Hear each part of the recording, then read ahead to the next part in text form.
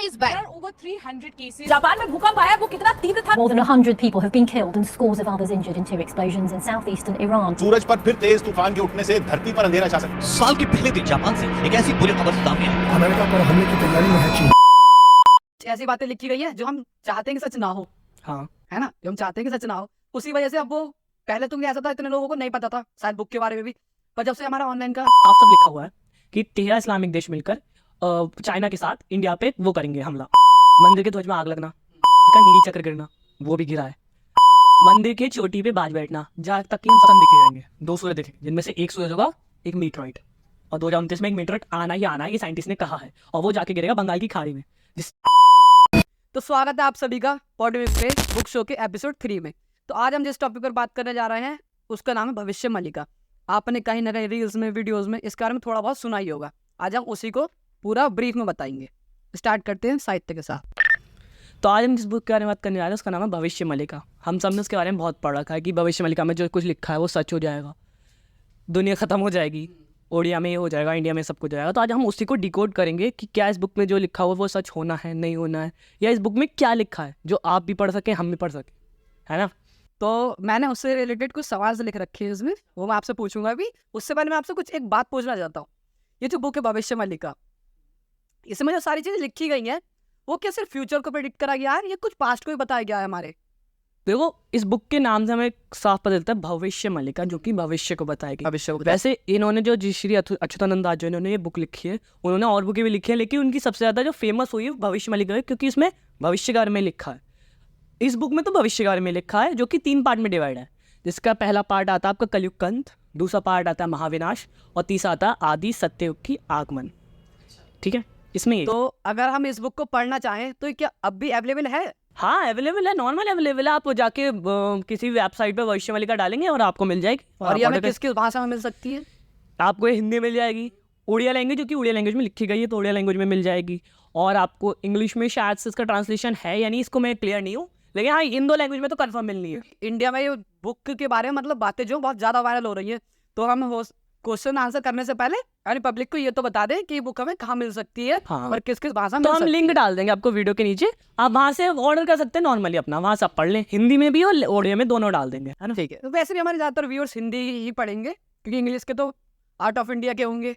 India में तो बहुत कम ही लोग पढ़ते हैं, क्योंकि रिलीजियस टॉपिक्स को हिंदी में पढ़ने में ही अच्छा लगता है, क्लियर लगता है। अच्छा, तो इसके बारे में थोड़ा ब्रीफ में बताइए कि ये बुक किसने लिखी है, किस भाषाओं में लिखी गई है, और किस जगह लिखी गई है, और आज ये बुक किस जगह है। अगर मतलब रियल में एग्जिस्ट करती है बुक, तो ये किस जगह पे है? तो मैंने जैसा कि आपको बताया, आपने इतने सारे क्वेश्चन एक साथ पूछ लिए, एक करके आ जाओ, कोई दिक्कत नहीं है। तो जैसा मैंने आपको बताया कि मिल तो नॉर्मली आपको ऑनलाइन वेबसाइट पे मिल जाएगी भविष्य मलिका।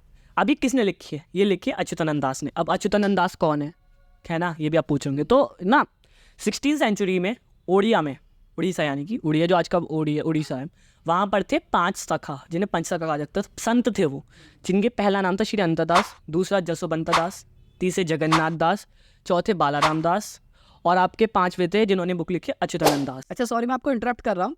ये आपने जो बोला जगन्नाथ दास, इसका जो जगन्नाथ मंदिर है उससे भी कोई रिलेट है क्या? नहीं, बस नॉर्मल नाम रखेगा। नॉर्मल नाम रखे, जगन्नाथ पूरी एक अलग मंदिर है, ये दास जो है अलग। अच्छा, मुझे लगा कि उससे नहीं, वो तो अलग, पूरा अलग टॉपिक है। तो जो आपके अच्युतानंद दास है, इन्होंने बुक लिखी, उड़िया लैंग्वेज में लिखी, मैंने पहले बताया 16th सेंचुरी में लिखी गई है। तो इसकी यही हिस्ट्री है कि उस समय पेपर तो होते नहीं थे, तो ये पाम लीफ पे लिखी गई थी अच्युतानंद दास के द्वारा। ये 5 सखा थे, ये 5 संत थे, सातों, और इनमें से अच्युतानंद दास ने बुक लिखी थी। हाँ, और ये अवेलेबल आपको ओडिया में मिल जाएगी, और आपको इसमें हिंदी में मिल जाएगी, और ऑनलाइन तो मिलती ही है। यही सब है इसका हिस्ट्री। अब इसमें बात ये आती है ना कि इसके अंदर क्या लिखा है ना। स्टार्ट हम ये कहते हैं कि इसके अंदर क्या लिखा है। अब ना क्या है ना, लोगों को बड़ी कन्फ्यूजन होती है कि ऑल ओवर इंडिया में क्या होना है, ओडिया में क्या होना है, और ऑल ओवर वर्ल्ड में भी इंडिया पे क्या आएगा। तो इसको ना हम डिवाइड कर देंगे। तो पहले हम बात करेंगे कि इंडिया के अंदर, आउट ऑफ इंडिया के अंदर से क्या क्या इसके अंदर चेंजेस आएंगे इंडिया के अंदर, उस पर बात करेंगे। ठीक है। अच्छा, मैं कुछ चीज़ें पूछना चाहूँगा आपसे। इस बुक की बहुत सारी बातें मैंने सुना सच भी हुई हैं। हाँ, हुई हैं, जो इस बुक में लिखी गई है, और कुछ ऐसी बातें लिखी गई है जो हम चाहते हैं कि सच ना हो। हाँ, है ना, जो हम चाहते हैं कि सच ना हो। उसी वजह से अब वो पहले तो ऐसा था, इतने लोगों को नहीं पता था शायद बुक के बारे में भी, पर जब से हमारा ऑनलाइन का ज़माना आया, तो ऑनलाइन चीज़ें काफ़ी ज़्यादा वायरल होने लगी। बना देते हैं बुकों पे, लोग रील बना देते हैं बुकों पे, फिर वो ट्रेंडिंग में चली जाती है। तो ऐसे ही कई सारी बातें वायरल हुई हैं इस बारे में, उसको थोड़ा बताइए आप हमें। ठीक है, तो ना मैं पहले इंटरनेशनली बताता हूँ कि इंटरनेशनली इंडिया के ऊपर क्या अंतर आएगा। देखो इस बुक में साफ साफ लिखा हुआ है कि 13 इस्लामिक देश मिलकर चाइना के साथ इंडिया पे वो करेंगे हमला, ठीक है, जिसमें कि इंडिया जो है जो आपके उससे इंडिया जो है रशिया के साथ मिलके हरा देगी उन सबको। और कहा जाता है ना कि पूरी फिर उस पे मतलब जो अपना इंडिया है वो फिर से वो बन जाएगा, जो सुपर पावर बन जाएगा। पहले भी इंडिया सुपर पावर था, और फिर रशिया भी एक हिंदुत्व मतलब सनातनी देश बन जाएगा, और ये दोनों मिलकर इंडिया पे मतलब पूरी अर्थ पे राज करेंगे। ये लिखा गया तो क्योंकि अपना हिंदुइज्म काफी ज्यादा प्रमोट है, राम मंदिर बना, ये सब चीजें हैं। देश भी सुना होगा इंडोनेशिया, हाँ वहाँ पे हमारे बहुत यार, बहुत जगह इंडोनेशिया है, वियतनाम है, बहुत सारे ऐसे देश हैं जहाँ पर ये सारी वो होती है फेमस, बहुत ज्यादा प्रमोट करा जाता है। तो अच्छा, ये तो फ्यूचर है जो मतलब अभी प्रेडिक्ट करा गया, अभी हुआ नहीं है। कुछ ऐसी चीजें प्रेडिक्ट करी गई थी और हमारे साथ हो चुकी हैं। हाँ बहुत सारी चीज़ें, जैसे कि ना साइन बताए गए थे कि जब ये सब कुछ होने वाला हो तो कुछ साइंस थे, जैसे कि मंदिर के ध्वज में आग लगना हुआ है, ठीक है, वीडियो लगाते हैं हम लोग। मंदिर का नील चक्र गिरना, वो भी गिरा है। मंदिर के चोटी पे बाज बैठना, जहाँ तक कि हम सबको पता है कि वहाँ के मंदिर की चोटी पे ना कोई नहीं बैठता, ना बाज ना कोई परिंदा नहीं पहुंचता। पर अभी कुछ सालों पहले मेरे ख्याल से 2020 के आसपास ना 2018 के आसपास वहाँ पे बाज बैठा था, जो कि कई बार बैठा था। अच्छा, लोग ना इसे कनेक्ट कर देते हैं कि बाज बैठा था, उसके बाद कोरोना आया, और जो कि बुक में लिखा हुआ है कि फिर तब से इंडिया की बर्बादी स्टार्ट होगी। वो तो चीजें मतलब ऐसा है ना कि अब जैसे उस बुक में लिखा है कि विनाश होगा, लोग दुखी होंगे, इस टाइम पे होंगे।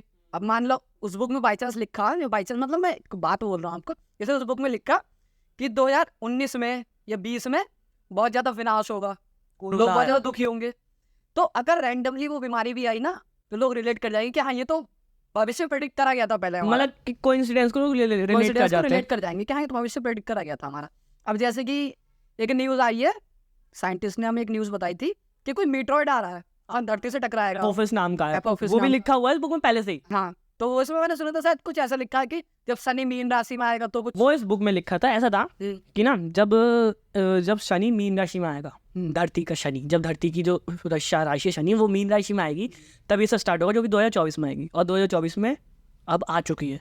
और कहा जाता है ना जब भी वर्ल्ड वॉर वगैरह हुए थे तब भी शनि मीन राशि में था, मतलब जब शनि मीन राशि में होता है ना तो बहुत बुरा होता है वो टाइम।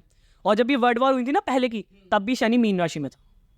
कहा यह जाता है कि अभी शनि मीन राशि में आया। आपने जो मीटरॉइड वाली बात कही, चीज को उससे रिलेट करा जा रहा है, जो आपने मीटरॉइड वाली बात कही, मैं उसे भी कनेक्ट करता हूँ उससे, कि इस बुक में पहले से लिखा था कि 2024 से 29 के बीच में अब उड़िया में क्या होगा कि 2 सन दिखे जाएंगे, 2 सूरज दिखेंगे, जिनमें से एक सूरज होगा एक मीटरॉइड, और 2029 में एक मीटरॉइड आना ही आना है, ये साइंटिस्ट ने कहा है, और वो जाके गिरेगा बंगाल की खाड़ी में, जिससे आएगी बहुत बिगड़ सुनामी।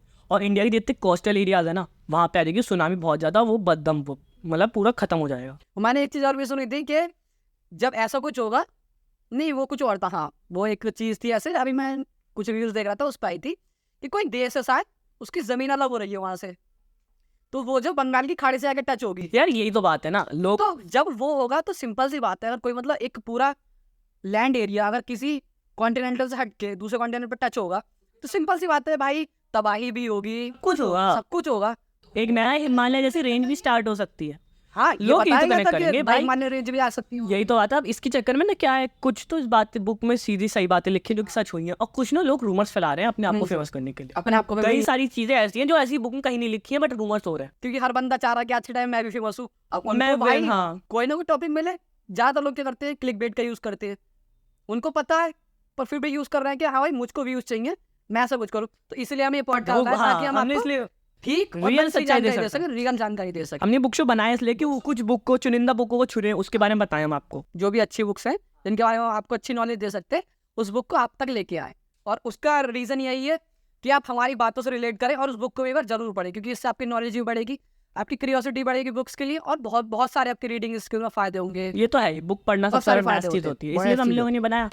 तो कम टू द टॉपिक, तो अब मैं कहा था, अच्छा मैं आपसे एक चीज़ पूछना चाहता हूँ, भविष्य मलिका जो बुक है हमारी, इसमें जितनी भी चीज़ें लिखी गई हैं अभी तक, है ना, उसमें हो सकता है कि बहुत सारी चीज़ें हो चुकी है हमारे साथ, बहुत सारी चीज़ें होने वाली हैं, तो इस बुक में मतलब कोई ऐसा एंडिंग पॉइंट भी तो दिया गया होगा कि यहाँ पे बुक ही खत्म है, अब उसके बाद कुछ है ही नहीं। जैसे मान लीजिए आपने बताया अभी कि वर्ल्ड वॉर होगी, थर्ड वर्ल्ड वॉर होगी, क्योंकि 6 महीने और 6 महीने और 6 साल 6 महीने तक चलेगी। 6 साल 6 महीने तक चलेगी। तो इसके बाद भी क्या बुक में कुछ और लिखा हुआ है? और इसके बाद इंडिया मतलब बुक में ये लिखा हुआ है कि सब कुछ खत्म हो जाएगा, पूरी दुनिया की जो पॉपुलेशन है वो सिर्फ 50 करोड़ करीब कुछ बचेगी, पूरी दुनिया की, या इंडिया की? पूरी दुनिया की, पूरी दुनिया की। और इंडिया इन सब में जीत के निकलेगी, इंडिया ही राज करेगी और उसके बाद से फिर से एक नए युग का आगमन होगा। जैसे कि हम सबको पता है हमारे 4 युग होते हैं। ये तो भाई इंडिया की पॉपुलेशन से भी आधी है, आधी से भी कम है यार। 4 युग होते हैं हमारे, सतयुग, त्रेता युग, द्वापर युग, कलयुग। तो इनका कहना है कि अब कलयुग खत्म हो जाएगा और फिर से सतयुग आएगा, फिर से सब कुछ री अरेंज होगा, फिर से नया युग का अच्छा, मतलब एक तरीके से देखा जाए तो एक पूरी दुनिया दोबारा से क्रिएट होगी। क्रिएट होगा। इस बुक में ये लिखा गया है, ये बात है इसकी, जो कि हाँ, ना वही चीज होगी कहीं कि- ना कहीं ये बुक एक हमारे पुराणों की तरह अगेंस्ट भी करती है, क्योंकि हमारे पुराणों में ऐसा कुछ नहीं लिखा। हमारे पुराणों में लिखा है कि जो हमारा कलयुग वो 4,32,000 साल का हुआ जो कि अभी स्टार्ट हुआ अभी तो ये गोल्ड मतलब कलयुग का भी गोल्डन पीरियड चल रहा है, जो कि कलयुग जो है मतलब त्रेता युग से कलयुग में चेंज हो रहा है। घोर कलयुग आने में बहुत बहुत टाइम है। कई साल, कई लाख साल है। लाख साल। कई लाख। उस चीज से अगर देखा जाए तो मतलब Against फिर यार हमारे अगेंस्ट जा रहा है यार, कि इसके हिसाब से तो 2019 तक। पर हमें नहीं पता ना क्या चीज़ सही है क्या चीज़ गलत है। वैसे एक ही रूमर भी रहा है, क्योंकि मैं भाई छोटा था, मैं जब से सुनता आ रहा हूँ, जब मैं 2012 में दुनिया खत्म हो जाएगी, मैं भी 2015 में दुनिया खत्म हो जाएगी, मैं 2015 में आया, 2015 में आया, 2017 में दुनिया खत्म हो जाएगी, 2017 में आया, 2023 में दुनिया खत्म हो जाएगी।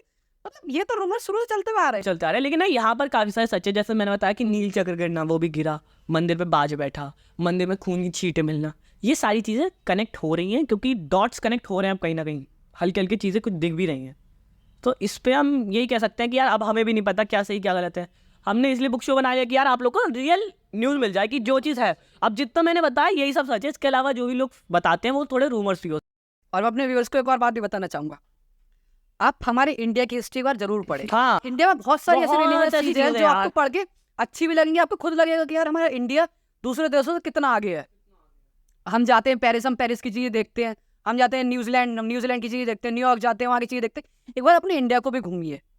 हमारे इंडिया में इतनी इतनी हिस्टोरिकल चीजें, अगर आप उसको पढ़ें, कुछ हमारे मंदिर ऐसे हैं जो आज तक न्यूज तक में नहीं आए न्यूज़ हैं, तक में नहीं आया। हम लोगों को भी शायद नाम नहीं पता, तो आप उनको एक बार जरूर फिर विजिट एक वो करिए। मंदिर में शिव जी का याद आता है। हाँ, आपने देखा है वो उस शिव जी के मंदिर में गया है, वो एक तो पहाड़ के बीच में कटा हुआ है, उसमें तैर के जाना पड़ता है नदी से, और वहाँ पे ना 4 स्तंभ है ना, और 4 स्तंभ जो है ना एक एक युग का वो दर्शाते हैं कि ये हो गए। अब वहाँ के 3 स्तंभ गिर चुके हैं, टूट चुके हैं, है ना, फिर भी वो ऐसा का ऐसा ही है भाई। सही है। और 4था स्तंभ जो है ना वो कलयुग का वो दिखाता है, जब वो टूटेगा ना तब कलयुग खत्म हो जाएगा। कहाँ ऐसा जाता है, शिव जी का मंदिर है वो।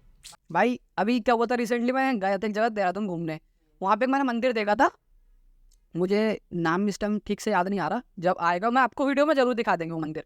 भाई वो मंदिर ऐसा था, मेरा दोस्त लेके गया था मुझे, तो वो मंदिर मतलब ऐसा था कि पहाड़ के बिल्कुल सेंटर में है। देहरादून सिटी आपने देखा ही भाई, पहाड़ी कला का उसे मुझसे मसूरी की तरफ जाते हैं वहाँ पे, हाँ, श्री टपकेश्वर महाराज का मंदिर है वो, बहुत सुना होगा आपने। तो उस मंदिर का क्या है भाई, वो जो मंदिर है ना वो पहाड़ के नीचे बना हुआ है, मतलब पहाड़ के अंदर। उस मंदिर की खूबी पता है क्या है, पूरा मंदिर है पहाड़ के अंदर ही, पर जब आप मेन एंट्रेंस में आते हो मंदिर की, जहाँ पे शिवलिंग रखा हुआ है, वहाँ पे भाई खुद ही बूंदों से पानी टपकता है शिवलिंग के ऊपर, उसी सेंटर पे। बाकी पूरे मंदिर में आप घूम लो, है पहाड़ के अंदर ही, कहीं आपको पानी नहीं मिलेगा। बहुत चीज़ें यार, बहुत क्रिएशन है। एक मंदिर मुझे भी याद आता शिव जी का, ये वो ना जैसे ये शिवलिंग है, ये गर्भगृह है, यहाँ पे शिवलिंग है, यहाँ एक खंबा है, यहाँ एक खंबा है, और शिवलिंग के ना ऊपर एक परछाई पड़ती है। सारे आर्किटेक्चर, सारे इन्वेंशन, सबको मतलब काफ़ी लोगों ने ये चीज़ देखी, सबने रिसर्च करी, पर उन लोगों को इसका वो नहीं मिला रीज़न कि कहाँ से इस पे परछाई पड़ी, शेडो आ किस खंबे की रही है। तो चलिए इस पॉडकास्ट को आज हम यहीं खत्म करते हैं, और हमारा आपसे यही अपील रहेगी कि एक बार अपने हिंदुइज्म को प्रमोट करें, और अपने जितने भी टेम्पल्स आप घूम सकते हैं आसपास, जितने भी जगह हैं उनको एक बार जरूर और नहीं घूम सकते तो हमारा पॉडकास्ट देखें, हम लोग इस पे जरूर हम आएंगे। जरूर आपको बताएंगे। चलिए, थैंक यू फॉर वॉचिंग पॉडीमेक।